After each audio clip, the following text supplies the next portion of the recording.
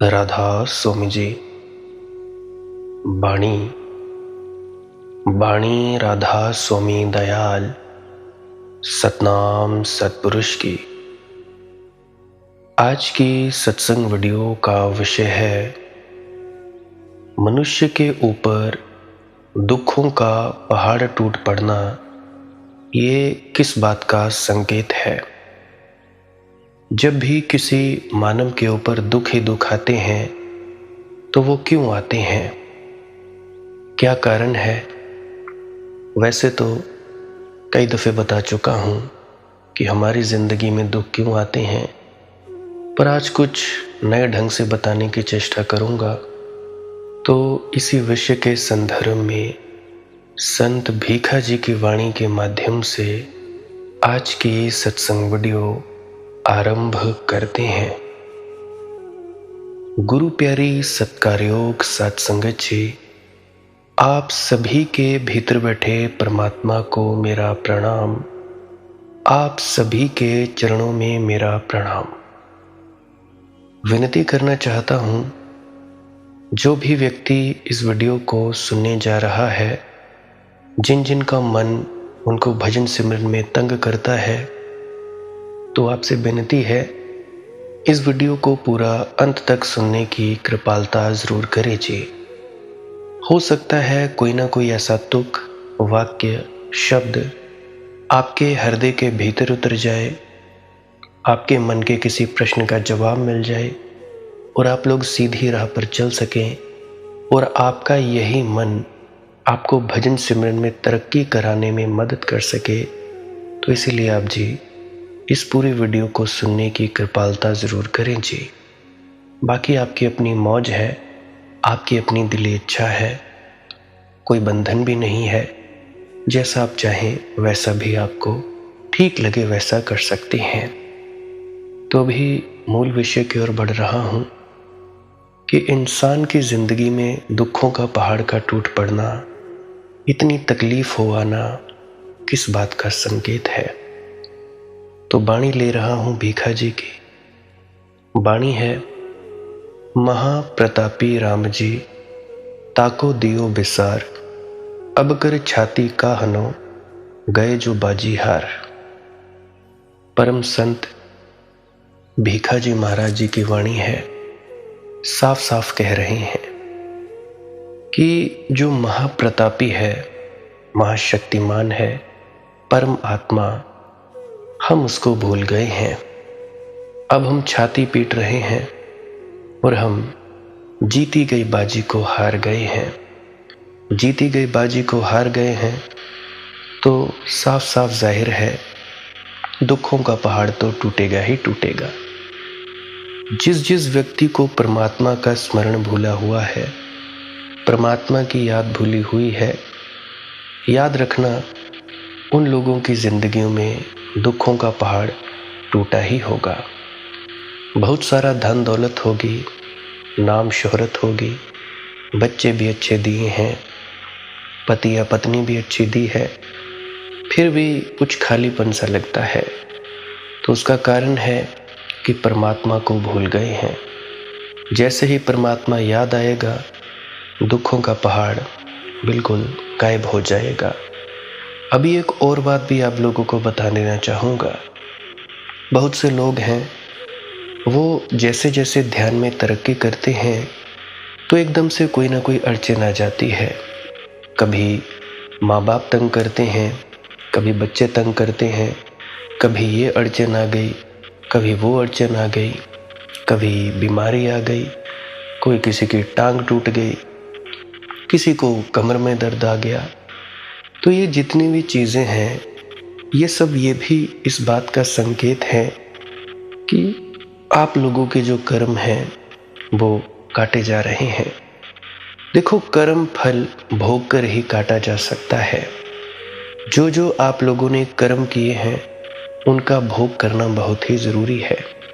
चाहे कोई साधु हो, संत हो, महात्मा हो, या कोई चोर हो, बेईमान हो, ठग हो, हर किसी को कर्मों का लेन देन करना ही पड़ता है। अब आप लोग देखो, कितने ही संत हुए बहुत से संतों को कितनी कितनी प्रताड़ना दी गई, चलो उसको तो छोड़ दो। बहुत से संत थे जो बीमार हुए, कैंसर से ग्रसित हुए। रामकृष्ण परमहंस जी, गले का कैंसर। संत बाबा गुरिंदर सिंह जी महाराज, गले का कैंसर। और भी न जाने कई कई बीमारियां। बहुत से ऐसे संत हैं जिनकी जिंदगियों में भयंकर बीमारियां आई, पीड़ित हुए, उन्होंने उसको भोगा और उसके बाद वे चले गए। तो संत हो या असंत, हर व्यक्ति को अपना प्रारब्ध कर्म का भुगतान करना ही पड़ता है। तो जैसे जैसे आप ध्यान में डूबते हो, वैसे वैसे भी कई बार मुसीबतें आती हैं।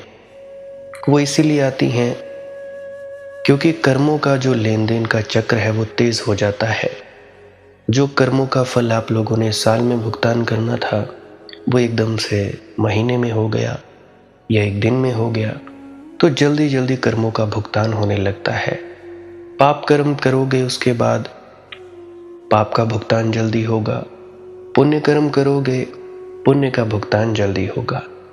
कहने का सब मतलब बिल्कुल तेजी आ जाती है। जो जो कर्म भुगतान करना है वो होकर ही रहेगा। तो बहुत से हैं जो छोड़ देते हैं। देखो, याद नहीं भूलनी। अगर बैठ सकते हो तो बैठो, नहीं बैठ सकते तो लेट जाओ। कितनी देर तक सोए रहोगे? घंटा, 2 घंटा, 8 घंटे, 10 घंटे, 1 दिन, 2 दिन, 3 दिन, कितने दिन सोए रहोगे? ज्यादा दिन तक हम नहीं सोए रह सकते। नींद जैसे ही शरीर की पूरी होती है, फिर हम ध्यान में गिरना शुरू हो जाते हैं। नींद और ध्यान एक ही बात है। नींद में भी हम वहीं पहुंच जाते हैं जहां हम ध्यान या समाधि के वक्त पहुंचते हैं। फर्क इतना है कि नींद क्या है, जब हम थके मांदे होते हैं तो हम अपने अंदर चले जाते हैं, शक्ति नहीं होती तो हम शक्ति अर्जित करके वापस आ जाते हैं, बेहोशी में जाते हैं। ध्यान में क्या होता है, शक्ति हमारे पास होती है, परंतु जब हम भीतर जाते हैं तो हम होश पूर्वक जाते हैं। तब हम होश पूर्वक उस तल को छू कर आ जाते हैं। इसलिए ब्रह्मचर्य का इतना मूल्य है कि अपनी जो शक्ति है उसको बचाओ। देखो, काम वासना में जो हमारा वीर्य होता है, सबसे ज़्यादा ऊर्जा निकलती है। उसके बाद बोलने में, उसके बाद देखने में सबसे ज़्यादा ऊर्जा वेस्ट होती है। तो जब ऊर्जा वेस्ट होगी, उसको रोकना शुरू कर दो। गुस्से में ऊर्जा नष्ट होती है, मोह में ऊर्जा नष्ट होती है। ये जो विकार हैं, इन विकारों का मतलब ही है कि ऊर्जा का बाहर चले जाना। तो जैसे ही ऊर्जा संग्रहित होगी तो वो कहाँ जाएगी? अब आप ध्यान के लिए बैठोगे, धीरे धीरे धीरे जहाँ पे आप लोग नींद के तल पर पहुँचते हो, ठीक वही तल पर आप लोग पहुँच जाएगो ध्यान में। शक्ति पूरी होगी।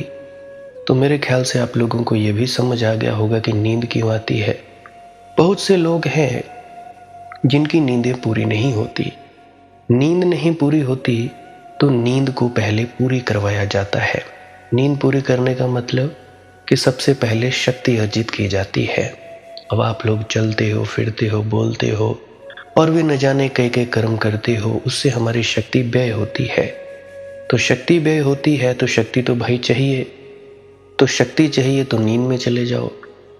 तो आप लोग रात को बैठा करो, सोने से पहले 5 मिनट ज़रूर बैठा करो। बैठे बैठे नींद आ गई, गर्दन झुक गई, तो वो संकेत है कि आपको लेट जाना चाहिए। लेट गए तो आप इतनी गहरी नींद में जाओगे, वो नींद नहीं, वो ध्यान ही होगा। गहरी नींद में चले जाओगे, आपको सपने कम आएंगे, आप लोग शक्ति अर्जित करके वापस आ जाओगे जल्दी बाहर। तो आपकी जो नींद है वो जल्दी खुलने लगेगी। अलार्म लगाने की ज़रूरत नहीं। मेरी विनती है आप लोगों से, जो भी अलार्म लगा के उठते हैं वो अलार्म लगाना बंद कर दीजिए। अलार्म लगा के उठोगे तो नींद तो फिर भी आएगी। बिना अलार्म के उठोगे तब आप जाओगे ध्यान में। हाँ, अगर कोई बहुत ज़्यादा ज़रूरी काम हो तो आप अलार्म लगा सकते हैं, इमरजेंसी हो तब आप अलार्म लगा सकते हैं, वरना मेरी तो यही विनती है कि अलार्म ना ही लगाया जाए तो बेहतर। पूरी रात आप सोए रहोगे, गहरी नींद में जाओगे, तो थोड़ी देर के बाद जैसे ही आपकी नींद पूरी होगी, शक्ति अर्जित कर लोगे, अपने आप ही तुम्हारा शरीर जाग जाएगा। उसको कहते हैं ब्रह्म मुहूर्त। ब्रह्म मुहूर्त का मतलब जब तुम्हारे भीतर का ब्रह्म जग जाए, उसको कहते हैं ब्रह्म मुहूर्त। एक होता है अमृत वेला। अमृत वेला का मतलब सुबह 2 बजे से लेकर 5 बजे तक का वक्त। अगर तो उस वक्त उठ आया जाए तो शुभ है, नहीं उठा जाए तो उसकी फिक्र नहीं करनी है, क्योंकि उस वक्त सबसे ज़्यादा शक्ति आप अर्जित करोगे। देखो, अगर आप लोगों को 2 बजे उठना है या 3 बजे या 4 बजे, तो मेरी विनती है कि शाम को 6 बजे सो जाए, 7 बजे सो जाए। यही मेरी एक शर्त है। सो रहे हो आप लोग 12 बजे, 1 बजे और कोशिश कर रहे हो उठने की सुबह 3 बजे, तो कैसे होगा? मुझे बात याद आती है, बहुत समय पहले एक आंटी जी थे, तो वो मुझसे पूछ रहे थे कि बेटा, मैं सुबह 3 बजे उठती हूँ तो जल्दी से मैं सो जाती हूँ, नींद आ जाती है। तो मैंने उनसे पूछा कि सोते कितने बजे हो? कहने लगी कि जी 11 बजे सोती हूँ। तो मैंने उनसे कहा कि ये नहीं हो पाएगा। आप लोग 11 बजे सोते हो तो 3 बजे उठाते हो, तो नींद तो आएगी, क्योंकि नींद पूरी नहीं हुई। नींद पूरी नहीं हुई तो वो ध्यान में नहीं डूबोगे, आप लोग नींद में डूब जाओगे। अब आप हो कि आपका काम ही 10:30 बजे खत्म होता है, 11 बजे नींद आती है, तो सुबह 3 बजे नहीं उठे। आप ऐसा करें, मैंने उनको कहा कि जब ही आपकी नींद खुले तब आपने उठना है, या आप अलार्म लगा सकते हैं 6-7 बजे का, जब आपके जो पति हैं उनके लिए नाश्ता तैयार करना हो, बच्चों के लिए, या आपकी जाग अपने आप ही खुल जाएगी। तो उन्होंने मेरी बात मानी या नहीं मानी इसका मुझे मालूम नहीं, परंतु बहुत से लोगों ने जिन्होंने मेरी बात मानी है वो इस बात का फ़ायदा उठा रहे हैं, क्योंकि मैं खुद दोपहर के 2 बजे उठता हूँ, रात को मेरा जागरण होता है और दिन को मैं सोता हूँ। भारत में रहकर जो फॉरेन का टाइम टेबल है वो फॉलो करता हूँ, वहाँ के जागते हैं तो मैं भी जागा रहता हूँ। ये मेरे शरीर का स्वभाव बन चुका है। जब मैं छोटा था, 6ठी कक्षा में, तो मैं देर रात तक पढ़ा करता था। गांव वालों के लिए देर रात होती है 9 बजे, हम सो जाया करते थे 6 बजे। 5:30 बजे खाना बना लेना, 6-7 बजे हमने खा लेना और सो जाना। देर रात तक 6ठी कक्षा में 9 बजे, फिर धीरे धीरे 10 बजे हुआ, फिर धीरे धीरे हुआ जी 11 बजे, फिर 12, फिर 2, फिर सुबह के 4-4 बजे तक जागने लगा। तो धीरे धीरे मेरा शरीर ही ढल गया। तब की आदत है, अब भी वही है, तो इसलिए मेरा टाइम टेबल बिल्कुल अलग सा है। तो भाई, मेरा यह कहने का मतलब है कि आप लोग अपनी जाग से जागा करें। बहुत सी वीडियो में बता चुका हूँ, सबसे पहले परमात्मा आपकी नींद पूरी करेगा, आपको ऊर्जावान करेगा। या तो आप कुछ मत करो, दिन में भी काम मत करो, ऐसा हो नहीं सकता, काम धंधे करने होते हैं। तो मेरी यही आपसे विनती है कि अलार्म लगा के उठना बंद कर दीजिए। अलार्म बिल्कुल बंद कर दो, क्योंकि एकदम से शरीर को झटका लगता है, दिल की धड़कनें बढ़ती हैं, एकदम से डर सा लगता है, तो उसका फ़ायदा ही क्या। अगर सुबह 2 बजे, 3 बजे, 4 बजे उठना है तो शाम को 6 बजे सो जाइए, क्योंकि 7 से 8 घंटे की नींद चाहिए ही चाहिए। ये बहुत ही ज़्यादा ज़रूरी चीज़ है, सोना ही सोना है। या 10 बजे सो जाइए, 10 बजे सो जाओगे तो सुबह 5-6 बजे उठाओगे, 5-6 बजे उठाओगे, बढ़िया से आप ध्यान में बैठे तो आप धीरे धीरे भीतर खिसकते चले जाओगे। तो मेरे ख्याल से आप लोगों ने मेरी बात समझ ली होगी कि ध्यान और नींद में क्या फ़र्क है। फ़र्क कोई भी नहीं, फ़र्क है होश का, चेतना का। नींद में हम ऊर्जा ग्रहण करके बाहर आ जाते हैं, और ध्यान में ऊर्जा तो होती है, परंतु हमारी चेतना धीरे धीरे बढ़ती जाती है और हमारी शक्ति तो बढ़ती ही है। तो इसलिए ब्रह्मचर्य का पालन करने के लिए कहा जाता है। अब मैं किसी को पाप पुण्य की तो परिभाषा देता नहीं, मैं सीधी साइंटिफिक और सरल बात कहता हूँ कि भाई ये सच है। तो मैं बात कर रहा था, हम लोग दुखी इसलिए हैं क्योंकि हमने परमात्मा को भुला दिया है।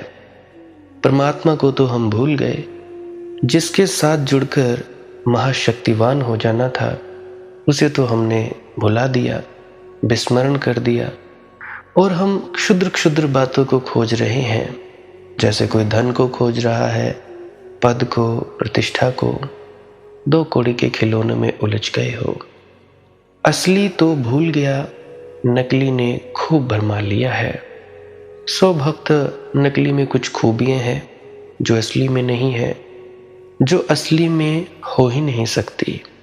नकली खूब विज्ञापन करता है, असल में नकली चीजें जीती हैं विज्ञापन पर। असली को तो विज्ञापन की कोई जरूरत नहीं है। सुबह सूरज निकलता है, कोई घोषणा नहीं करता, कोई घोषणा आवश्यक नहीं है। उसके निकलते ही फूल खिलने लगेंगे, पक्षी गीत गाएंगे, लोग जगने लगेंगे। लेकिन किसी दिन अगर कोई झूठा सूरज निकले तो पहले विज्ञापन करेगा, शोरगुल मचाएगा, तो ही शायद कोई भूला भटका पक्षी गाए, कोई भूला भटका फूल खिल जाए, कोई भूला भटका आदमी जग जाए। नकली हमेशा विज्ञापन पर जीता है। अब तुम लोग देखते होगे, जो भी नकली गुरु पीर पैगंबर बने हुए हैं, सब विज्ञापनों पर जोर दे रहे हैं। हर कोई अपनी एडवर्टीजमेंट कर रहा है, इससे जुड़ो, ज्वाइन ऑनलाइन, ये करो जी, वो करो, फलाना करो, ढिकाना करो। नकली विज्ञापन पर ही जीता है। तुम जिन नकली बातों में उलझे हो उनका कितना विज्ञापन है, सोचो। सदियों सदियों का विज्ञापन है। इतना लंबा उनके विज्ञापन का इतिहास है कि तुम याद भी नहीं कर सकते कि कब विज्ञापन शुरू हुआ, कब भ्रांतियां तुम पर थोपी जानी शुरू की गई। इतनी थोपी गई हैं, इस तरह थोपी गई हैं कि झूठ सच मालूम होने लगे हैं। एडोल्फ हिटलर ने ठीक लिखा है, उसने अपनी आत्मकथा में लिखा कि अगर झूठ को बार बार दोहराया जाए तो वह सच जैसा मालूम होने लगता है। यही तो विज्ञापन की सारी कला है। बस दोहराए जाओ, दोहराए जाओ, दोहराए जाओ कि ये फलाना संत बंदी छोड़ है, ये बड़ा बड़ा महात्मा है, किताबें बेची जाओ, वीडियो बनाई जाओ।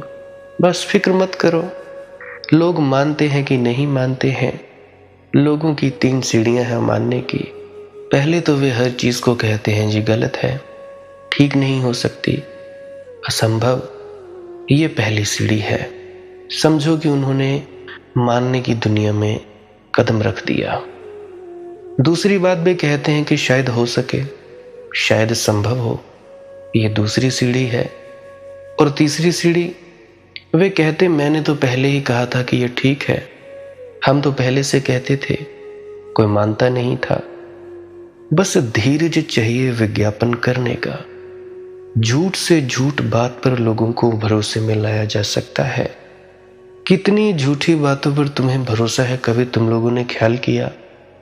कपड़े के एक टुकड़े को बांधकर झंडा बना देते हैं और चले लोग, झंडा ऊंचा रहे हमारा, चाहे प्राण भले ही जाए, झंडा नहीं झुकना चाहिए। और झंडे में है क्या? सिर्फ सदियों सदियों का प्रचार है। नक्शों पर देश बांट दिए हैं, देश के आगे प्रांतें, उसके आगे स्टेट्स, उसके आगे छोटी, ये गांव वो गांव, देश बन गए। और उन सीमाओं पर लोग प्राण गंवाते हैं, और सीमाएं झूठी हैं। आदमी कहीं भी बांटा हुआ नहीं है। मेरी बात याद रखना, सारी पृथ्वी एक है, वसुधैव कुटुंबकम, हमारे सनातन का नारा। मगर छोटे छोटे अड्डे बना लिए हैं हमने। राजनीतिज्ञ जीव ही नहीं सकता इन झूठों के बिना।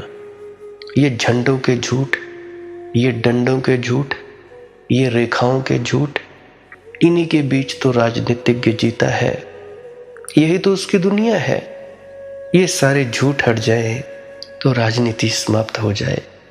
हिंदू मुसलमान, हिंदू धर्म खतरे में है, मुसलमान धर्म खतरे में है, पंडित खतरे में है, आरक्षण हटाओ, ये बदलो जी, वो बदलो, वो धारणा लाओ, कोई मंदिर बनाओ, कोई मस्जिद बनाओ। है क्या ये? झूठी धारणाएं। असली बातों पर कोई बात नहीं करता। बेरोजगारी कितनी है, खाने को रोटी नहीं है, महंगाई कितनी जा रही है। चलो महंगाई तो बढ़ेगी, परंतु आमदनी के साधन कितने हैं कितने नहीं, इन बातों को कोई नहीं सोचता। और हमारा जो आज का युवा है, हमारे युवा लड़के और लड़कियां हैं, ये मुजरे कर रहे हैं, नाच रहे हैं, वीडियोस पर रील्स पर नाच रहे हैं। कोई नंगी होकर नाच रही है, कोई नंगा होकर नाच रहा है, और इसी सब को सब सोचते हैं कि हम ये कंटेंट पैदा कर रहे हैं। यह है आज का हमारा हिंदुस्तान का युवा, जो इस तरह से अपने जो शिक्षा दीक्षा को बचाएगा। शिक्षा इतनी महंगी, शिक्षा ठीक नहीं, सब कुछ झूठ मूठ का, फर्जी डिग्रियां ले रहे हैं। अरे बाकी तो छोड़ो, डॉक्टर भी फर्जी बन रहे हैं। इन सब बातों पर कोई आवाज़ नहीं उठाता।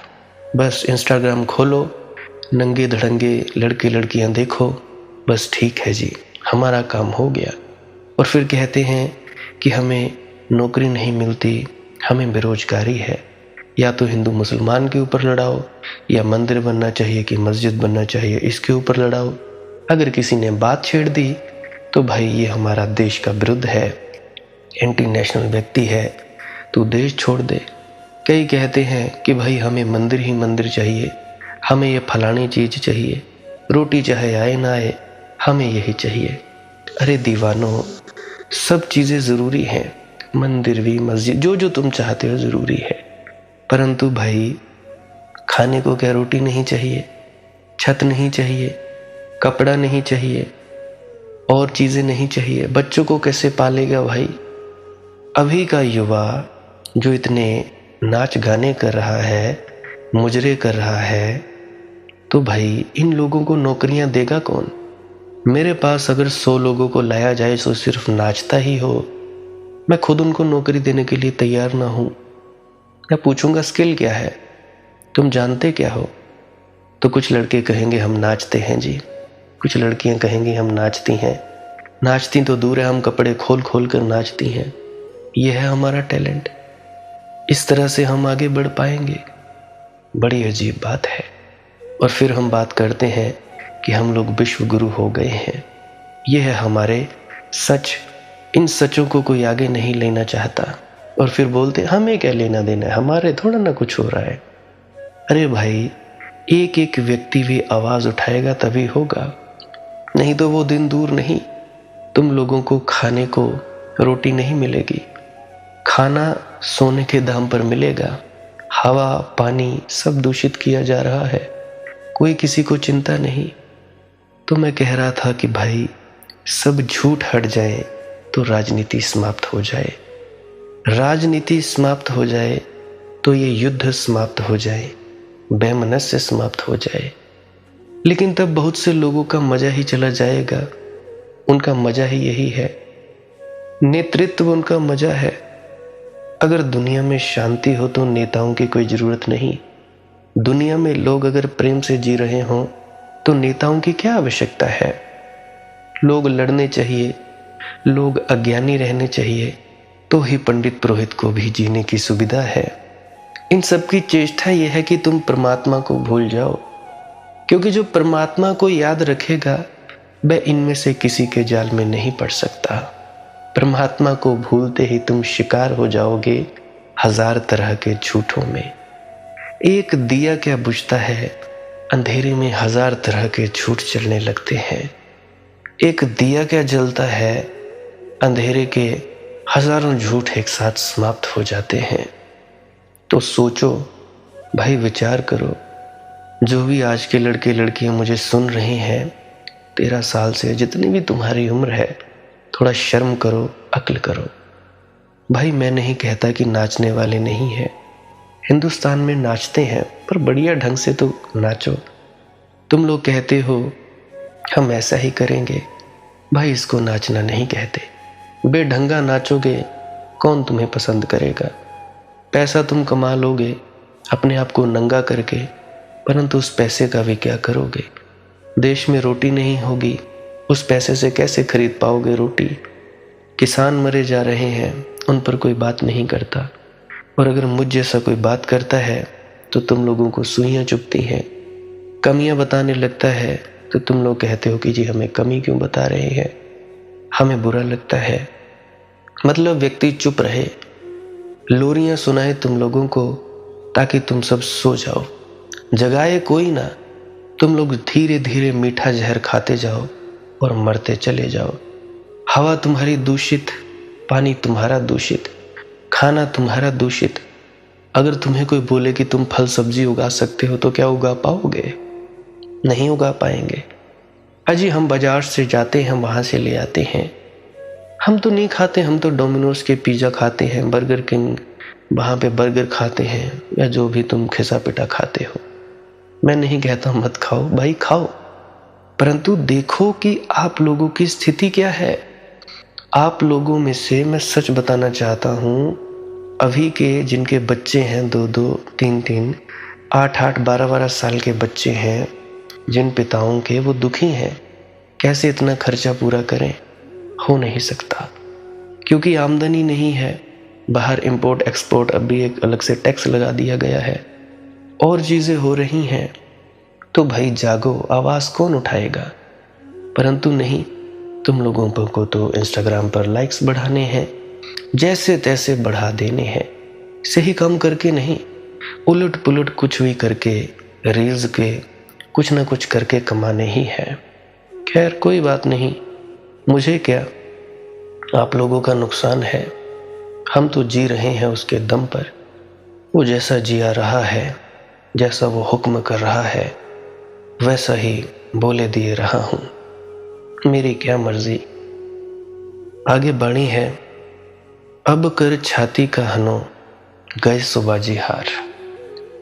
भीखा जी कहते हैं राम को तो भूले बैठे हो, फिर छाती पीट रहे हो कि जिंदगी में कुछ नहीं है, कि कोई अर्थ नहीं है, कि क्या करें क्या ना करें। राम को तो भूल बैठे हो जिससे अर्थ हो सकता था, गरिमा हो सकती थी, गौरव हो सकता था। वृक्ष को तो पानी नहीं देते हो और कहते हो कि जी फूल आते नहीं, क्या करें। फ्रेडरिक नीत्शे ने पश्चिम में घोषणा की थी, ईश्वर मर गया है, और फिर फ्रेडरिक नीत्शे पागल हो गया ये घोषणा करके, क्योंकि फिर सवाल उठा कि जिंदगी में अर्थ क्या है, फिर हम जिए क्यों, जीने का सार क्या है।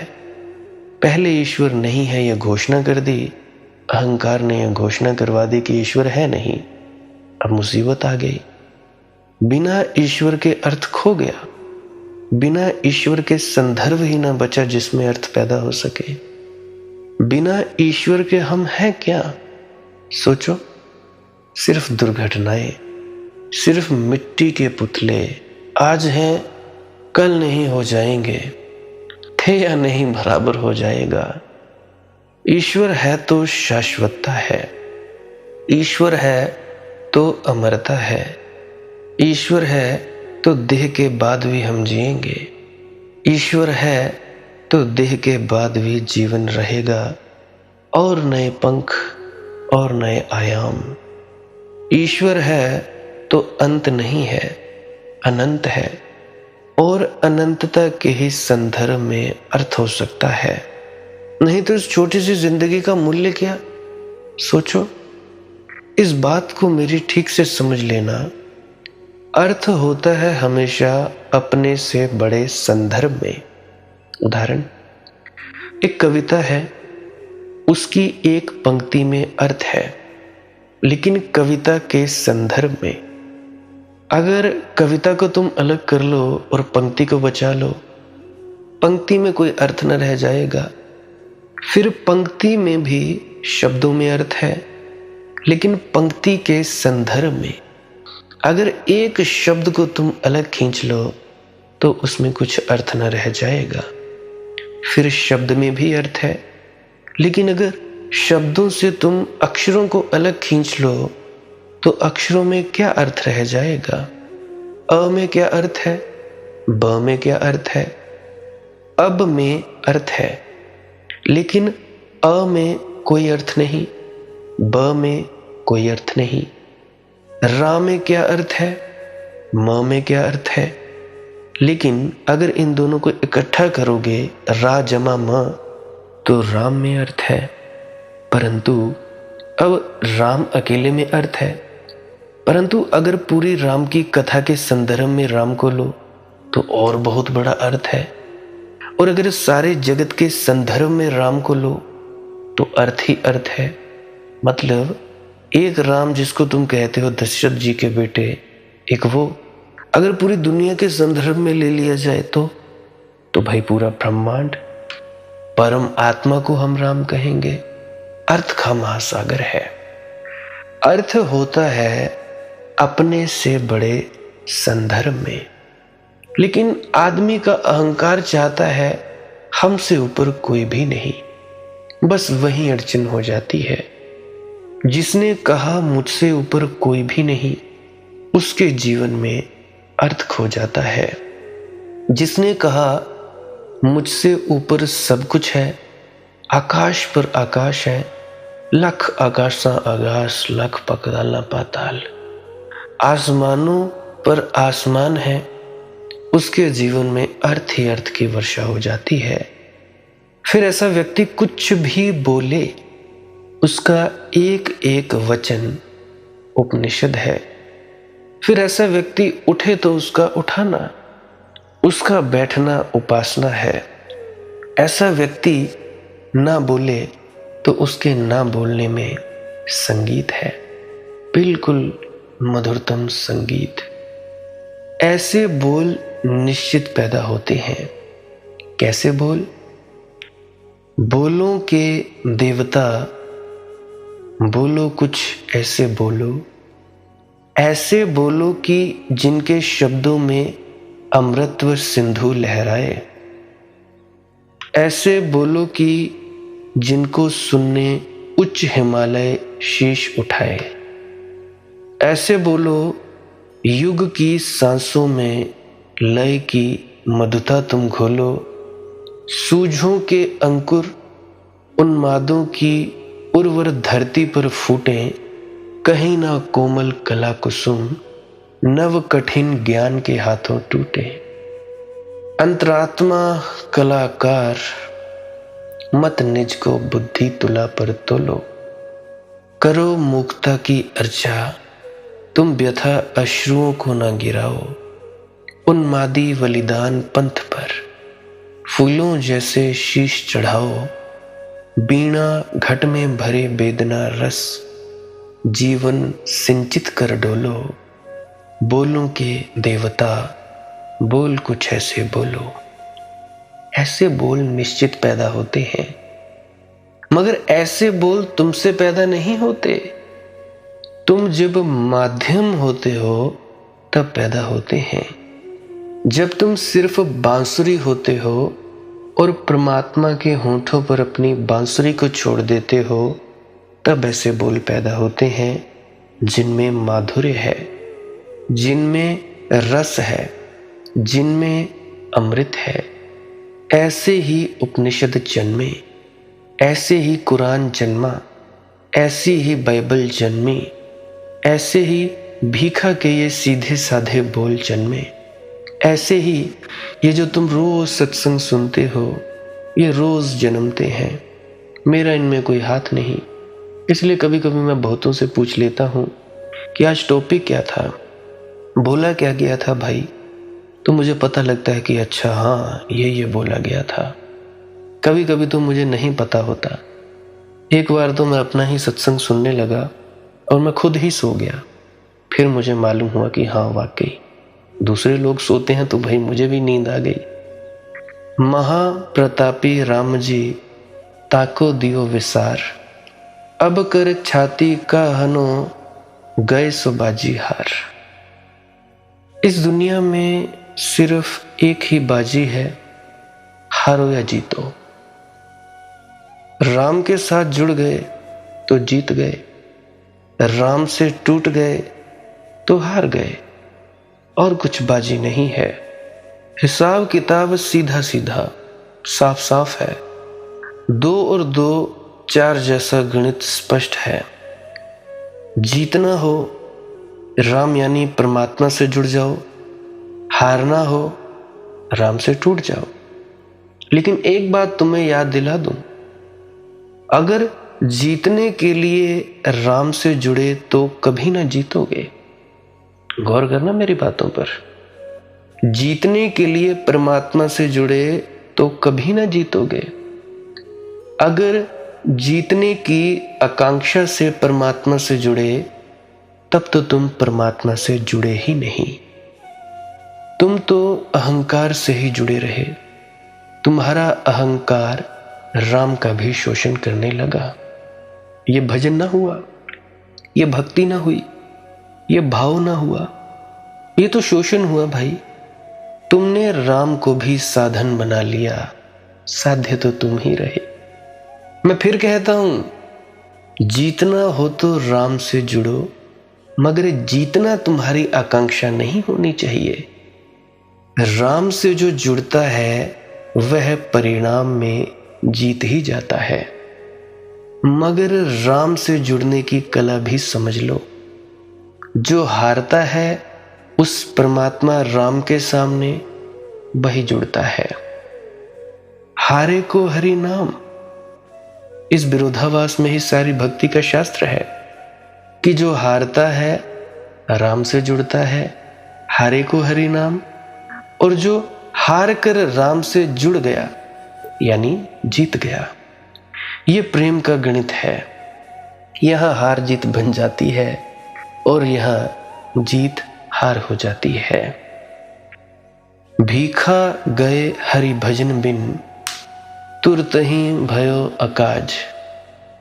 और अगर बिना परमात्मा से जुड़े चले गए फिर तो तुरंत ही अकाज हो जाएगा। क्या अकाज? इधर मरे उधर जन्मे, देर नहीं लगती, क्षण भर को देर नहीं लगती। ये मैं क्या कह रहा हूं, देर नहीं लगती। जैसे कि मैंने पिछले सत्संग में जीवन और मृत्यु के बारे में बताया, क्योंकि मरते वक्त आदमी एक ही आकांक्षा से भरा होता है, जीवेषणा, जीने की इच्छा। मरते वक्त सारी आकांक्षाएं एक ही आकांक्षा बन जाती हैं, कैसे जीऊं, कैसे और जीऊं। सारा प्राण एक ही बिंदु पर केंद्रित हो जाता है कि मरूं नहीं, मृत्यु ना हो। यही आकांक्षा नए जन्म में ले जाती है। यह सूत्र को मेरे पकड़ के ले लेना।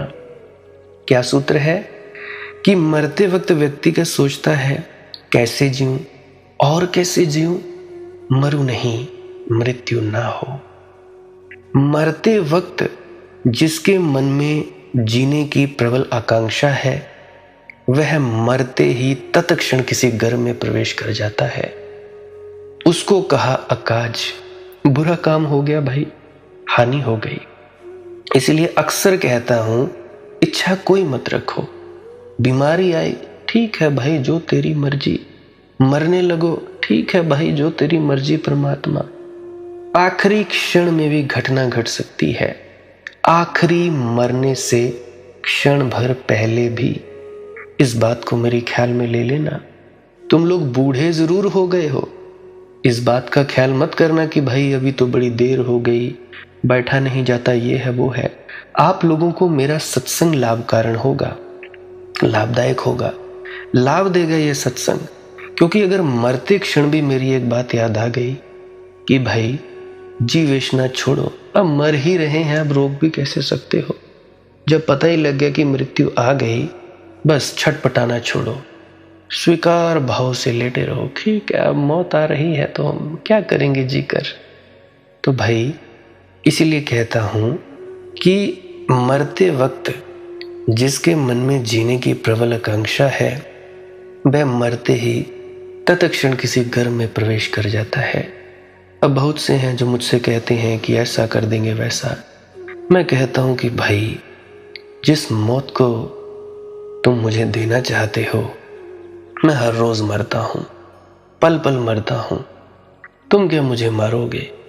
वैसे भी ये मृत्यु तो शरीर ले ही लेगी। तो और एक और बात, मैं मरूंगा उसी दिन जिस दिन वो परमात्मा चाहेगा। तुम्हारी मर्जी से नहीं मरूंगा भाई, उसकी मर्जी से मरूंगा। वो कहते हैं ना, जाको राखे साइयां, मार सके ना कोई, कि जिसको वो परमात्मा रखता है उसको कोई नहीं मार सकता। तो भाई अपनी तो कोई इच्छा है नहीं, सब स्वीकार, जीवन भी स्वीकार, मृत्यु भी स्वीकार, मन भी स्वीकार, शरीर भी स्वीकार, सब कुछ स्वीकार, हर कुछ स्वीकार भाव। स्वीकार भाव इतना कि भाई जो कुछ है आता जाए और जाता जाए, परंतु अगर तुम लोगों की बुद्धि बाधा देगी तो भाई तुम लोगों को पास भी ना आने दूंगा, क्योंकि मेरा एक एक पल कीमती है, मेरा वक्त बहुत ज़्यादा कीमती है। आप लोगों को मालूम नहीं है, आप लोग सोचते हो ठीक है भाई फ्री ही होगा, हमसे बात भी कर लेता है, कॉल पर बात हो जाती है, चैट हो जाती है, तो वेला ही होगा घर से। भाई मेरा एक एक पल कीमती है, मेरा जो काम है वो आप लोगों से भी ज़्यादा व्यस्तता का काम है। जितना मुझे काम दिया जाता है उतने लोगों से बातचीत हो जाती है। जिन लोगों से कहा जाता है कि बस अब इनको रोक दो, रोक देता हूँ। भाई मुझे गाली गलौज मत करना, अगर कभी तुम लोगों को दूर कर दिया जाए तो इसमें मेरा कोई हाथ नहीं है, उस परमात्मा का ही हाथ है। हाथ जोड़कर माफ़ी मांगता हूँ भाई, जो करता है वो करवा ही देता है, जिसे वो बताना चाहता है मेरे ज़रिए वो बता देता है, जिसे वो मेरे ज़रिए नहीं बताना चाहता वो नहीं बताता है। तो इसलिए भाई मैं तो कठपुतली हूँ, बाकी जो मर्जी कहे जाओ मुझे क्या, हमें तो उसकी मर्जी में ही मर्जी है हमारी, उसकी मौज में ही रहना है। तो उसको कहा अकाज भीखा जी ने कि बुरा काम हो गया भाई, हमारी तो बड़ी हानि हो गई। भीखा गए हरि भजन बिन तुरत ही भयो अकाज। तो भीखा जी कहते हैं सावधान किए देता हूं, अगर हरि भजन के बिना गए, बहुत बार गए हो, हर बार अकाज हुआ, इस बार संभलो। आप तो संभलो भाई, इस बार संभल कर जाओ। इस बार मरते क्षण हरि भजन को जीवेशना नहीं, हरि भजन को गाओ। हरि भजन यानी याद कि मैं कौन हूं, नहीं भी याद आए तो जीवेशना छोड़ो, जीने की इच्छा ही छोड़ दो। इस वक्त मरते क्षण राम हृदय में हो, काम नहीं। इस बार मरते क्षण प्रार्थना पूर्ण हो हृदय, वासना पूर्ण नहीं। इस बार मरते वक्त देह से, मन से मुक्त हो जाने की प्रबल आकांक्षा, अभीप्सा हो तो सुकाज हो जाएगा। फिर नई देह नहीं होगी, नया आवागमन नहीं होगा, फिर तुम मुक्त आकाश के हिस्से हो जाओगे। सारा आकाश तुम्हारा होगा, फिर तुम क्षुद्र देह में न बंधोगे, तुम सीमा में आबद्ध न हो जाओगे। और वही दुख है, वही नरक है। सीमा में असीम का आबद्ध होना नरक है, असीम का असीम में लीन हो जाना स्वर्ग है। परंतु मैं देखता हूं अब भी 70-70 साल के बूढ़े और बूढ़ियां, अस्थि पंजर सब ढील ढाल गए हैं, शरीर में कुछ बचा नहीं, यंत्र काम नहीं करते, फिर भी कोई स्त्री को भोगना चाहता है, कोई स्त्री पुरुष को भोगना चाहती है। अजीबो गरीब लोग हैं। तो इन लोगों का जन्म बहुत ही जल्दी होगा। वासना है हृदय में और जीवेशना है, मरना नहीं चाहते, बस चुटकी बजाते ही जैसे ही मरे और अगला जन्म हुआ। पाहुन आयो भाव सो घर में नहीं अनाज। जैसा कि मैंने पिछली वीडियो में कहा कि भाई जब मौत आएगी तो परमात्मा खड़ा होकर द्वार पर लेने आएगा तुम्हें कि शायद तैयारी हो तुम्हें ले जाए। पाहुन आयो भाव सो घर में नहीं अनाज, मगर तुम उसका स्वागत न कर पाओगे, तुम अपनी कौड़ियों में ही उलझे रहोगे। कौड़ियों में अक्सर एक कहानी सुनाया करता हूं, तुम लोग कहते हो कि जी मरते वक्त याद आ जाएगी, जीते जी कुछ ना कुछ याद करते रहो कि भाई मैं कौन हूं, नहीं तो क्या होगा। बात सुनी है मैंने कि एक मारवाड़ी मर रहा था, आखिरी दम छोड़ने का क्षण उसने आंख खोली, पास में बैठी अपनी पत्नी से कहा, लल्लू की माँ, लल्लू कहाँ है। तो पत्नी ने सोचा कि बेटे की याद आई, कहा कि घबराए ना, आपके इस तरफ बैठा हुआ है। सांझ हो रही है और अंधेरा उतर रहा है, और फिर मरते आदमी को ठीक ठीक दिखाई भी नहीं पड़ रहा है। आप चिंता न करें, लल्लू उस तरफ बैठा है। तो और भी चिंता से मारवाड़ी ने पूछा, फिर कल्लू कहाँ है? कहा, आप बिल्कुल चिंता न करें। पत्नी ने कहा, लल्लू के पास ही कल्लू भी बैठा हुआ है। तब तो मारवाड़ी बिल्कुल हाथ टेक कर उठने की कोशिश करने लगा। पत्नी ने कहा, क्या करते हो जी? तो उसने पूछा, और छोटू कहाँ है? तो कहा, वह आपके बिल्कुल पैरों के पास बैठा है। तो मारवाड़ी ने कहा, हद हो गई, ये सभी इधर बैठे हैं तो दुकान कौन चला रहा है भाई? जब सब यहीं बैठे हैं तो दुकान चला कौन रहा है? मरते वक्त भी दुकान कौन चला रहा है, यहां मन अटका है। कई व्यक्तियों का मन वासना में अटका है। हमारे गांव में भी एक दादा है, ज्ञानचंद उसका नाम है। नाम ही ज्ञान है, ज्ञान बयान कुछ नहीं है। ज्ञानचंद उसका नाम है। तो अभी भी 70-75 साल, शायद 77 साल हो गई उसकी उम्र, अभी भी कहता है कि मुझे कोई स्त्री दिलवाओ। अभी भी वासना नहीं मरी। तो ये व्यक्ति मरते वक्त क्या सोचेगा? क्या सोचेगा? वही स्त्रियां। तो भाई, जैसा कि कहानी में बताया कि दुकान कौन चला रहा है, यहां मन अटक रहा है। ये आदमी मरकर भी दुकान के चक्कर लगाएगा, देखेगा कि लल्लू, कल्लू, छोटू क्या कर रहे हैं, कमाई ठीक से हो रही कि नहीं। वह जो कहानियां कहती हैं कि मर जाने के बाद लोग अपने गड़े हुए धन पर सांप बनकर बैठ जाते हैं, ठीक ही कहती होंगी, क्योंकि अधिकतर लोग तो जिंदगी में ही जिंदा ही सांप बनकर बैठे रहते हैं। मरकर भी और क्या करेंगे? जो जिंदगी भर किया है वही मरकर भी करेंगे। एक और मारवाड़ी के संबंध में मैंने सुना है, अब कोई व्यक्ति अगर मारवाड़ी हो, यूपी से हो, मध्य प्रदेश से हो, तो नाराज ना हो, माफी चाहता हूं। कहानी को कहानी लिया करो, मजाक को मजाक। मैं भी क्या करूं भाई, ये कहानियां किसी और के नाम से कहो तो जमती ही नहीं। मैं तो कई बार सोचता हूं कि किसी और के नाम से कहूं, लेकिन किसी और के नाम से इनका कोई तालमेल नहीं होता। जैसे पश्चिम में सब कहानियां यहूदियों के नाम से कही जाती हैं, वैसे भारत में ऐसी अमीरों की कई कहानियां सिवाय मारवाड़ी के कोई उपाय ही नहीं। मारवाड़ी भारत का यहूदी है। तो एक आदमी अपने मित्र को एक कहानी सुना रहा था। बोला कि दो यहूदी, बस इतना ही बोल पाया था कि उसके मित्र ने कहा, छोड़ो बीजी यहूदी, यहूदी यहूदी, कहानी किसी और नाम से नहीं कर सकते। उसने कहा, ठीक, और नाम से सही। दो ईसाई सिनागाग जा रहे थे। अब सिनागाग तो यहूदी ही जाते हैं, वह तो यहूदियों के मंदिर का नाम है, मगर कहानी तो घटनी है सिनागाग में। अब ईसाई को भी रखने से क्या होगा? तो भाई, मारवाड़ी लोग नाराज ना हो। तो एक मारवाड़ी मर रहा था। मरना तो सभी को पड़ता है, मारवाड़ी तक को भी मरना पड़ता है, और आदमियों की तो, दूसरे आदमी को तो विसात क्या।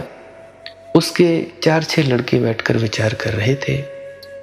छोटा लड़का बोला, एक रोल्स रॉयस गाड़ी लेनी चाहिए। पिता के अंतिम समय उनकी लाश को रोल्स रॉयस गाड़ी में रखकर ले चलेंगे मरघट।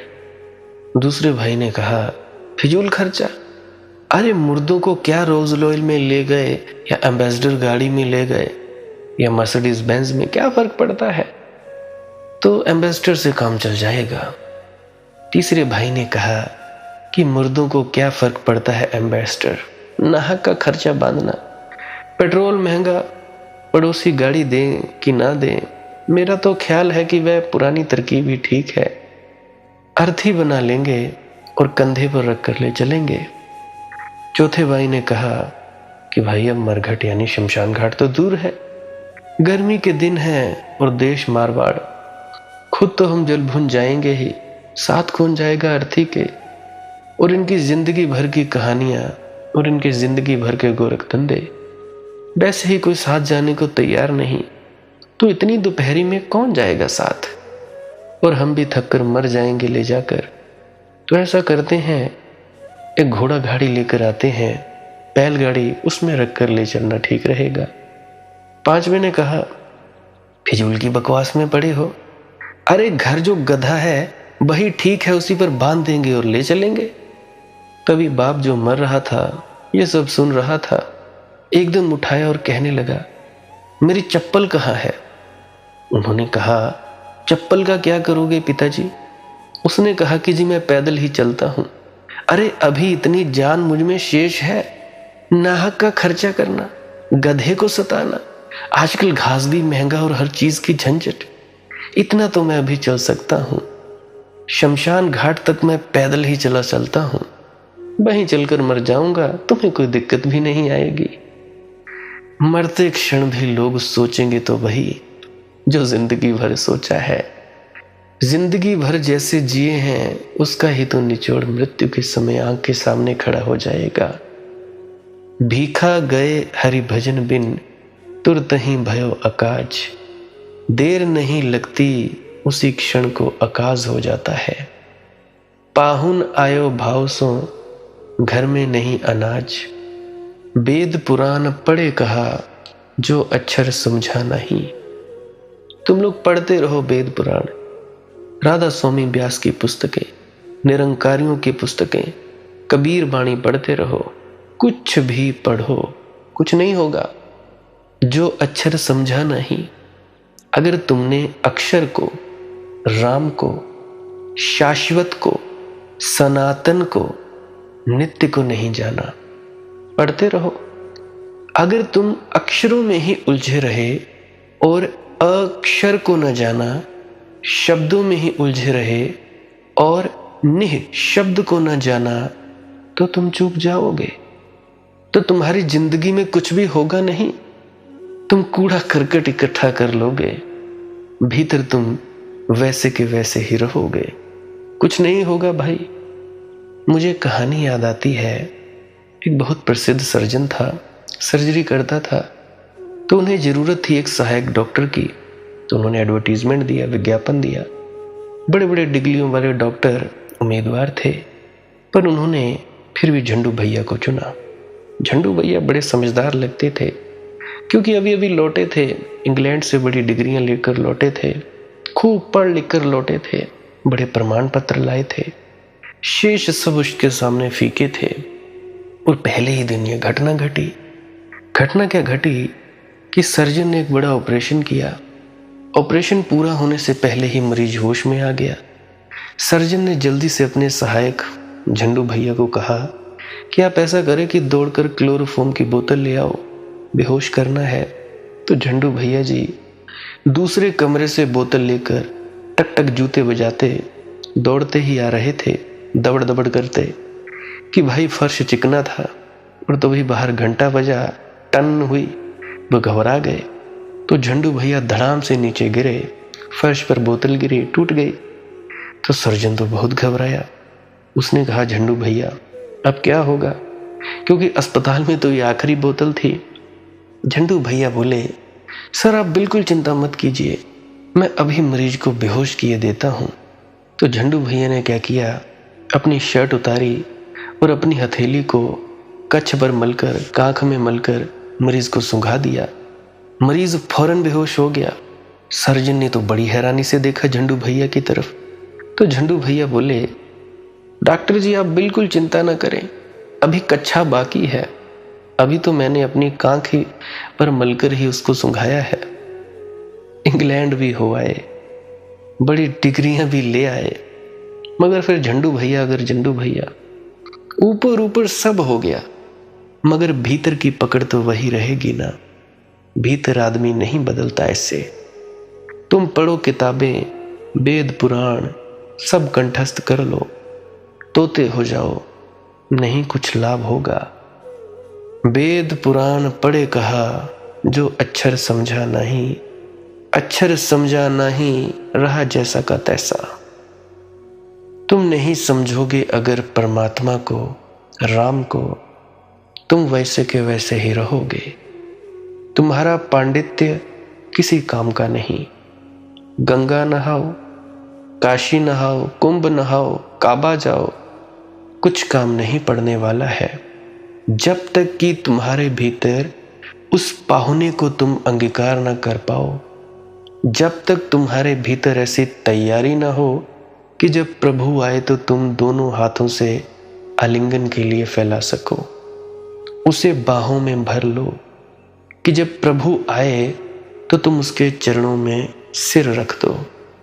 और प्रभु प्रतिक्षण आता है, प्रतिपल आता है, आता ही रहता है।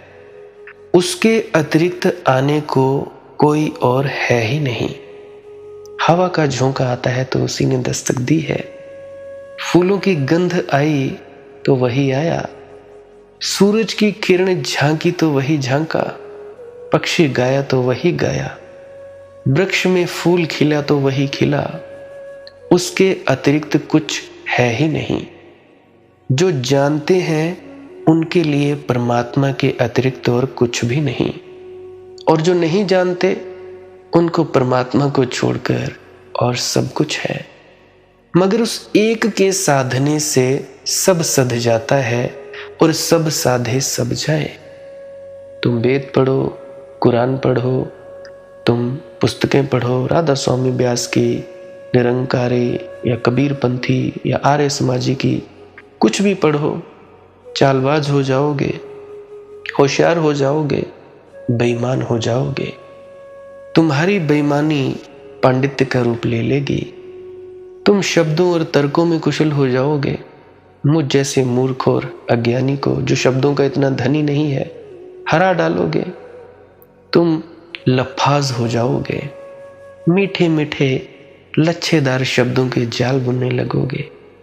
उसमें तुम दूसरों को फंसाओगे ही फंसाओगे, खुद भी फंस जाओगे। तुम नई नई तरकीबें निकाल लोगे, लेकिन वे सारी तरकीबें तुम्हें संसार में ही उलझाए रखेंगी। मुझे बात याद आती है, मेरी बुआ जी आती है, कभी कुछ फरमाती है, कभी कुछ फरमाती है। मैं उससे पूछता हूँ, क्या तू ये अपने पर अमल करती है? फिर वो चुप हो जाती है। अब तो वो डरती भी है कि भाई इसके सामने कोई ऐसी बात ना कह दूं, कोई पूछ ना लूं कि भाई ये मेरी बात का जवाब दे दे और मुझे अपनी अज्ञानता का पता लग जाए। अब तो वो चुपचाप आती है और चुपचाप चली जाती है, काम की बात करती है। तो तुम लोग अगर होशियार हो जाओ, शब्दों में कुशल हो जाओ, तर्क जाल बिठाने लगोगे, विवादी हो जाओगे, बहस बहासी करोगे, लेकिन इससे भजन पैदा नहीं होगा, भक्ति पैदा नहीं होगी। और जहां भजन नहीं, भक्ति नहीं, तुम वैसे के वैसे।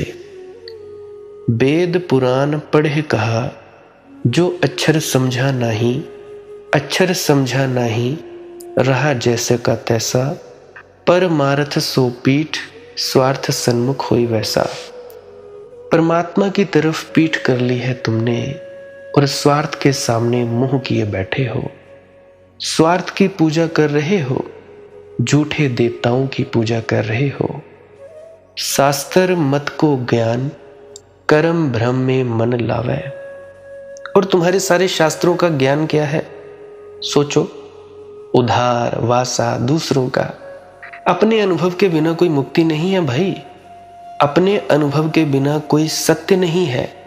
लाख कोई हमारा गुरु पहुंचा हुआ हो, लाख कोई बाबा रिद्धि सिद्धि वाला हो, जब तक हमने नहीं अनुभव किया, सब बेकार, सब बेकार। अपने अनुभव के बिना कोई सत्य नहीं है। मैं अपना सत्य तुमसे कहूंगा, तुम तक पहुंचते पहुंचते असत्य हो जाएगा। मेरा सत्य तुम्हारा सत्य हो ही नहीं सकता। इस बात को बिल्कुल निर्णायक रूप से हृदय में समा जाने देना। आसान और सस्ता यही है कि हम दूसरों के सत्य को अपना समझ लें, क्योंकि ना मेहनत, ना श्रम, ना साधना, हल्दी लगे ना फिटकरी, रंग चोखा, कुछ लगता भी नहीं। पढ़ ली किताब, किसी के सत्संग सुन लिए, अमल किया नहीं, अच्छी अच्छी बातें सीख ली, अच्छी अच्छी बातें बोलने भी लगे, मगर बस होंठ पर ही रहेंगी ये अच्छी बातें। तुम्हारे हृदय की कालिख और कलमश से धोया नहीं जाएगा। तुम सब बाहर से तो सब रजा और भाने की बात करते हो, जब तुम्हारी परीक्षा की वो घड़ी आती है सब डोल जाते हो, सब चिल्लाने लगते हो कि भाई परमात्मा ने हमारे साथ क्या किया। बाहर बाहर से हम सभी से प्रेम करना चाहिए, ये होना चाहिए जी, वो होना चाहिए। भीतर तुम्हारा भेदभाव, ये है तुम्हारी ये अच्छी अच्छी बातें। ये स्नान ऊपर ऊपर रहा भाई, धूल झड़ जाएगी तुम्हारी देह की। आत्मा की धूल का क्या होगा भैया, और तुम्हारी बुद्धि बड़ी पारंगत हो जाएगी। हाँ, तुम दूसरों का जो ज्ञान है वो तुम्हें बांध देता है। तुम्हारी निर्दोषता वो नहीं बन सकती, सरलता नहीं बन सकती। तुम्हारे पांडित्य का नहीं, तुम्हारी विनम्रता का जो ज्ञान है ये आगे चलता है। पांडित्य तो अहंकार का आभूषण है। परमात्मा से संबंध बनता है जब तुम ये कह पाते हो समग्र हृदय से कि मैं अज्ञानी हूं, कि मेरे जानने से भी क्या जाना जा सकेगा, मेरी औकात क्या भैया, मेरी बिसात क्या। ये छोटी सी खोपड़ी है और ये विराट अस्तित्व जैसे कोई चम्मच से सागर को भर भर कर खाली करना चाहे। मैंने सुना है कि अरिस्टोटल, यूनान का सबसे बड़ा दार्शनिक, समुद्र के किनारे टहलने गया था और कोई एक नंगा फकीर एक बड़े अजीब काम में लगा था। छोटी सी चम्मच से पानी भरकर लाता था सागर का, और रेत में उसने एक गड्ढा खोद रखा था। उसमें पानी डालकर फिर भाग जाता, फिर चम्मच भरता, फिर गड्ढे में डालता, फिर भाग जाता। दोनों ही काम फिजूल थे, क्योंकि सागर कब खाली होगा इसकी चम्मच से। और जो रेत में डाल जाता था पानी, जब तक लौट कर आता रेत पी जाती। ना गड्ढा भरता, ना सागर खाली होता। तो अरिस्टोटल देखता रहा, फिर उससे रहा ना गया। ऐसे दूसरे के काम में व्यवधान डालना उसके शिष्टाचार के विपरीत था। मगर जब बात सीमा के बाहर हो रही थी, ना रहा गया उससे। उसने कहा, क्षमा करना मेरे भाई, तुम्हारे उपक्रम देखकर मुझे हैरानी होती है। तुम ये क्या कर रहे हो, तुम्हारा इरादा क्या है। उस नंगे फकीर ने कहा कि समुद्र को खाली करके इस गड्ढे में भरना है। एरिस्टोटल हंसने लगा।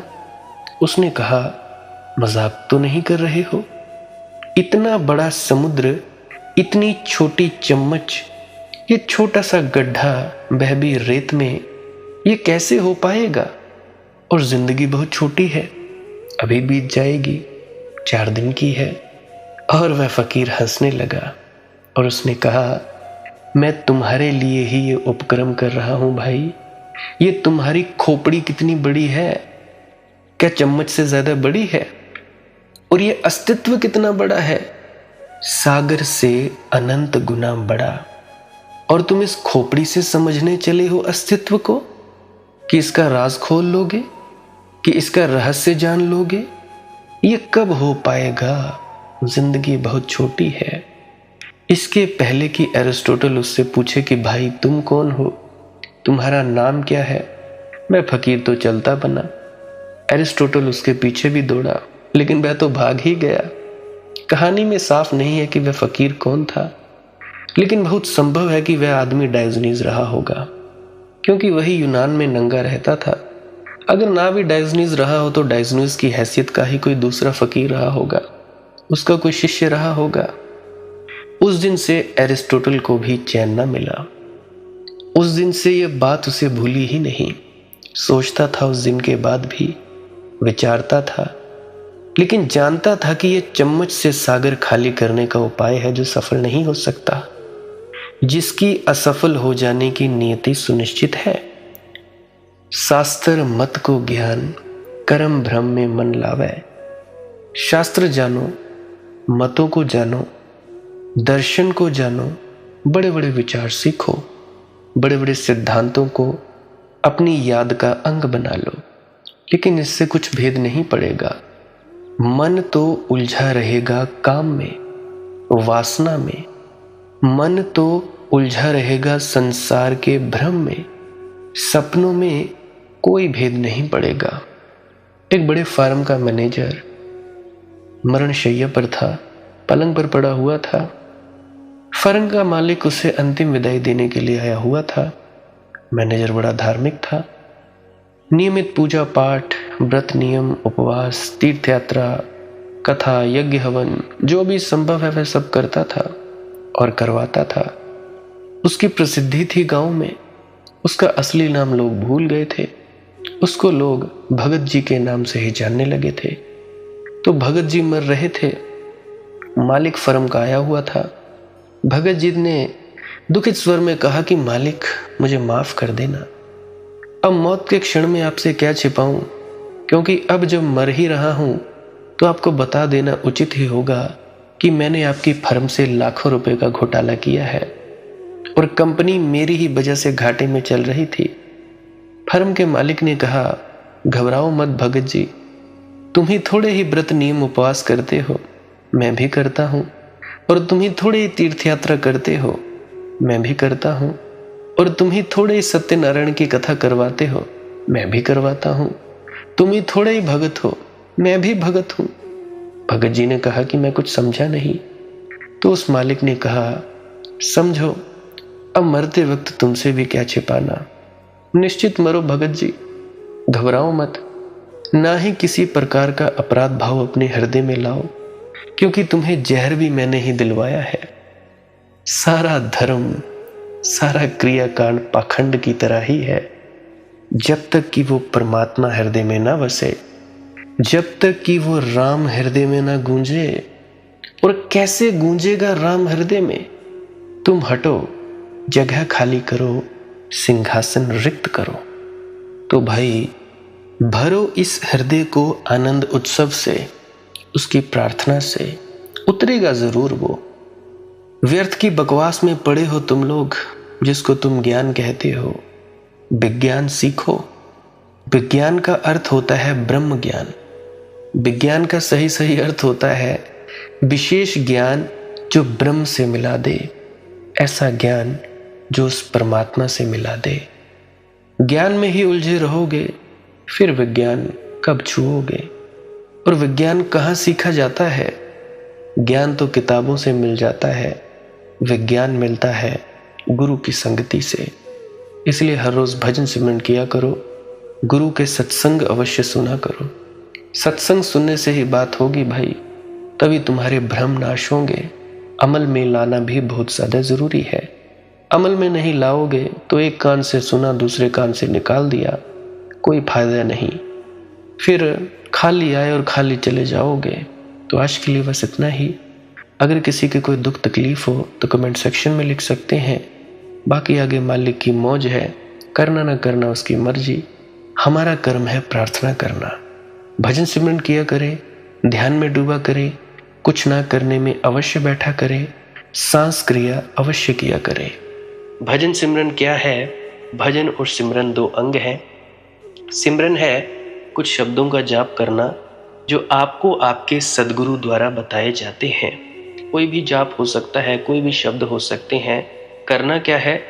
किसी कमरे में बैठ जाइए, या रात को बैठ सकते हैं, सुबह बैठ सकते हैं, या जब भी आपको फुर्सत के लम्हे मिले बैठ सकते हैं।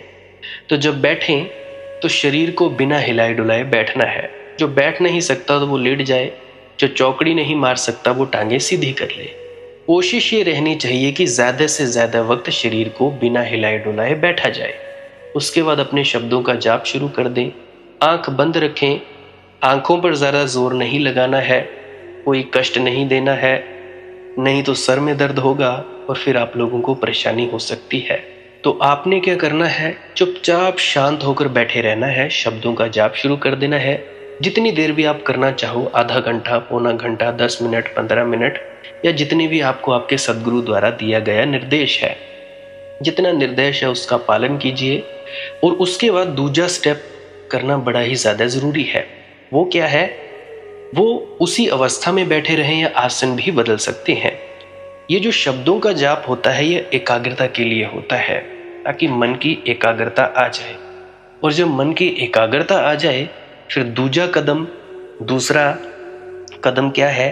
धुन सुनने के लिए बैठना। चुपचाप बैठे रहें, आंख बंद है, शब्दों का जाप बंद कर देना है।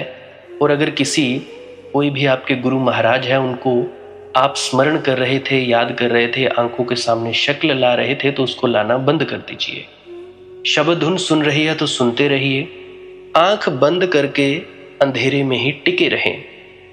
टिके रहना है और ये इच्छा नहीं करनी है कि कुछ दिखे, कहीं पहुंचा जाए, परमात्मा को पाना है, ये करना है, वो करना है। याद रखें, ना कुछ समझना है, ना कुछ देखना है। ऐसे ही अज्ञानी होकर इसी अंधेरे में पड़े रहें। इसी अंधेरे में पड़े रहना है बस। उसके बाद जो होगा सो होगा। और अगर कोई अनुभव हो भी गया तो इससे ये नहीं कि अगली बार फिर से कामना करनी है कि ये वैसे ही हो। कामना ही सबसे बड़ी अड़चन है, इच्छा ही सबसे बड़ी अड़चन है, किसी चीज की तृष्णा करना ही सबसे बड़ी अड़चन है, मांग ही वासना है। अगर परमात्मा चाहिए तो कुछ नहीं मांगना है, चुपचाप बस बैठो, अपने आराम में बैठो, अपने विश्राम में बैठो। धीरे धीरे धीरे वो होगा जो होना चाहिए। अगर मैं ज़्यादा बोलूँगा तो आप लोग फिर से उसकी कल्पना कर लोगे कि जी ऐसा होता है, खंड ब्रह्मांड ऐसे होते हैं, चांद तारे दिखेंगे, फलाना ढिकाना। तो मैं ऐसा नहीं कहूँगा। मैं बस इतना कहूँगा, जो कुछ दिखता है, कुछ भी दिख जाए, वो मन है, वो माया है। जो नहीं दिखता वही आत्मा है, वही आत्मा में होना है। अब जैसा कि तुम लोग इसी अंधेरे में टिके रहोगे, टिके रहोगे, टिके रहोगे, तो कुछ दिनों के बाद या महीनों के बाद एक प्रकाश आएगा। वो प्रकाश पूरे शरीर में फैलता जाएगा और धीरे धीरे तुम इस प्रकाश के सहारे अपने आप में स्थित होगे। अब देखो, इस प्रकाश को देखने वाले भी तुम हो और इस शब्द धुन को सुनने वाले भी तुम हो। अब जो ये शब्द धुन को सुनता है और प्रकाश को देखता है, ये तुम हो। तो अपने आप में स्थित होना है, अपने आप को जानना ही सच्चा आत्मज्ञान है। खुद को जानना, खुद को जान लिया, मालिक को फिर जान जाओगे। तो इतनी सी प्रक्रिया है। और आगे आप श्वास क्रिया भी कर सकते हो। ये मुझे बताई गई थी विजय शर्मा जी द्वारा। वो एक उच्च कोटि के संत हैं, तो उन्होंने मुझे बताई, मेरा फर्ज बनता है कि आप सभी को बताऊं। वैसे तो मैं रोज रोज बताता हूं, फिर भी आज फिर से बता रहा हूं। श्वास क्रिया क्या है? नाक से सांस लेना है, मुंह से छोड़ना है। लंबा सांस लेना है नाक से और मुंह से छोड़ देना है। 15 मिनट करें, 20 मिनट करें, आधा पौना घंटा, जितनी देर भी आप कर सकते हो करें। करने के बाद करना कुछ नहीं है, चुपचाप आंख बंद करके बैठ जाना है। लेट सकते हो तो लेट सकते हैं, वो आपकी अपनी इच्छा है। नींद आ जाए तो सो जाना है, तो शरीर को कष्ट नहीं देना है। अगर सर घूमे घूमने देना है, अगर आपका शरीर कांपे तो कांपने देना है। उसकी आपने दिक्कत, परेशानी और चिंता नहीं लेनी है, ये सब होता ही है। और मरने से डर लगे तब भी नहीं डरना है, ये होता ही है। क्या कहा मैंने? 15 से 20 मिनट कर सकते हैं, उसके बाद चुपचाप बैठें और अपने भीतर अपने आप उतर जाओगे। ठीक है जी। प्रेग्नेंट लेडीज़ बिल्कुल ना करें, जिनको दिल की बीमारी है या गोलियां वगैरह खाते हैं वो भी बिल्कुल ना करें, और बाकी सब कर सकते हैं। जिनको नींद नहीं आती वो अवश्य करें, और जिनको थोड़ा डिप्रेशन रहता है वो भी अवश्य करें, और जिनके बच्चे थोड़ी पढ़ाई में कमज़ोर हैं वो भी ज़रूर करें। बाकी आपकी मौज है, करना हो करिए, नहीं तो आपकी अपनी अपनी इच्छा है। और ध्यान दें, जब सिमरन करें तो उसके बाद सीधा भजन पे बैठें, और जब ये श्वास क्रिया करें तो इसके बाद सीधा भजन के लिए बैठें। अलग अलग प्रक्रियाएं हैं। एकाग्रता के लिए है श्वास क्रिया और एकाग्रता के लिए ही है भजन सिमरन। सिमरन भी एकाग्रता के लिए और श्वास क्रिया भी एकाग्रता के लिए। ठीक है, मिक्स नहीं करना है, अलग अलग करिए। अगर श्वास क्रिया करी तो उसके बाद सीधा धुन सुनने पर बैठें। अगर सिमरन के शब्दों का जाप किया उसके बाद फिर से धुन सुनने पर बैठें। बाकी आपकी अपनी मौज है, जो आपको रुचे वो कर सकते हो। अगर धुन सुनने लगे तो धुन सुनने पर ही डायरेक्ट बैठा जाए, परंतु श्वास क्रिया मत छोड़ना, क्योंकि श्वास क्रिया करने से शारीरिक, मानसिक और आध्यात्मिक लाभ मिलता है। तो बाकी आप कीजिए, आपकी मौज है। और कोई प्रश्न है तो कमेंट सेक्शन में पूछ सकते हैं, या इंस्टाग्राम, टेलीग्राम, फेसबुक पे सर्च करें मालिक की मौज सत्संग, तो वहाँ पे पूछ सकते हैं। प्रश्न पूछने से पहले एक विनती, आप लोग पुरानी सत्संग वीडियोस को अवश्य सुनिए। क्या पता आपके प्रश्नों के जवाब मिल जाए और आप अपने भीतर ध्यान में उतर जाएं। बाकी आपकी अपनी मौज है। लाइक कर सकते हैं इस वीडियो को अगर आपको कुछ सीखने को मिला है, और कमेंट सेक्शन में राधा स्वामी ज़रूर लिखें। सब्सक्राइब कर सकते हैं इस चैनल को अगर रोज़ रोज़ नए नए सत्संग सुनना चाहते हैं। और बाकी आप सत्संग लगा के छोड़ दीजिए और बस छोड़ दीजिए। सुनते सुनते आप ध्यान में प्रवेश करेंगे या तो आप जी सो जाएंगे, तो आपकी मौज है। बाकी आप लोग अगर शेयर करना चाहो अपने मित्रों तक तो कर सकते हैं, नहीं तो मालिक की मौज है, कोई चक्कर नहीं है।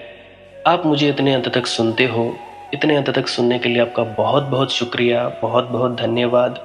और मुबारक हो आप लोगों ने जो आनंद प्राप्त किया। अब मैं अपने गुरु महाराज को प्रणाम करता हूँ, आप सभी के भीतर बैठे परमात्मा को भी प्रणाम करता हूँ।